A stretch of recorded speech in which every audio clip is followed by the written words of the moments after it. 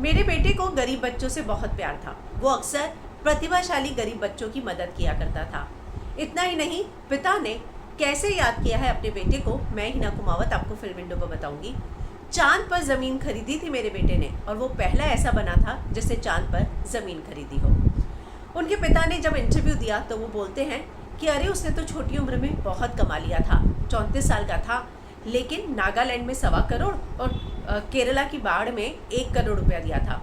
इतना ही नहीं, वो जो पूरे भारत में एक परीक्षा होती है ना, जिसमें टॉप 10 प्रतिभाशाली बच्चे आते हैं, उन टॉप 10 में जो सबसे गरीब बच्चा होता था उसको वो पढ़ाई के लिए नासा भेजता था। मेरे बेटे को गरीब बच्चों से बहुत प्यार था।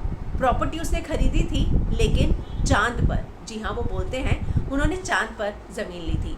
ये बात मैंने आपको फिल्म विंडो पर पहले ही दिन बताई थी कि सुशांत सिंह राजपूत ने चांद पर ज़मीन ली थी। और आप यकीन नहीं मानेंगे, जो उनके पास घर में वो सर्टिफिकेट था, हमारी जब उनसे मुलाकात हुई थी तब उन्होंने वो सर्टिफिकेट भी दिखाया था कि मैंने ज़मीन खरीदी है चांद पर, और पहला इंडियन मैं बना हूँ चांद पर ज़मीन खरीदने वाला। उनके पिता बताते हैं कि जब मैं उसके घर गया तो घर के अंदर वो 55 लाख का जो टेलीस्कोप रखा था वो खिड़की के पास था, और उस टेलीस्कोप से जो है अपनी चांद की ज़मीन को देखा करता था। तो कहीं ना कहीं उनके पिता को बहुत गर्व है कि उनके बेटे ने छोटी उम्र में बहुत कुछ अचीव कर लिया। इसके बाद वो बोलते हैं नासा के लिए जो बच्चे जाते थे उनको वो भेजता था और प्रोत्साहित करता था कि तुम जाओ और वहाँ पर पढ़ाई करो।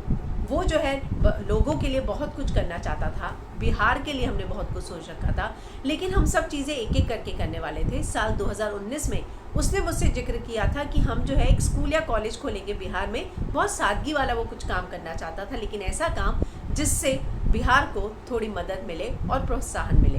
तो इस तरह से उनके पिता ने याद किया है अपने बेटे को, और ख़ासकर उनको इस बात का वाकई में गर्व था कि उनका बेटा जो है पहला था चांद पर ज़मीन खरीदने वाला।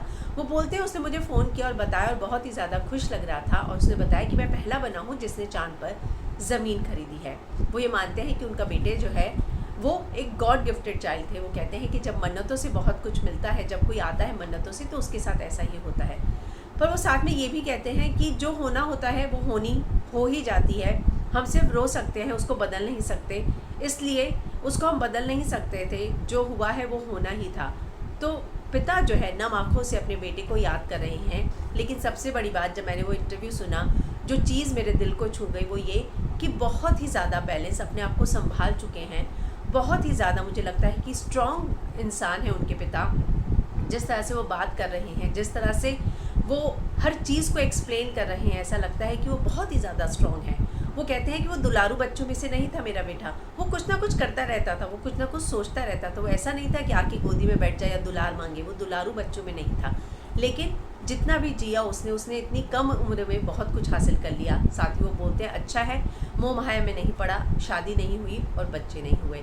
तो उनके पिता ने अपने बेटे को कुछ इस तरह से नम आँखों से याद किया है, लेकिन उनकी आवाज़ में वो गर्व था। उन्हें लग रहा था कि मेरे बेटे ने छोटी उम्र में इतना प्यार हासिल किया है सभी का।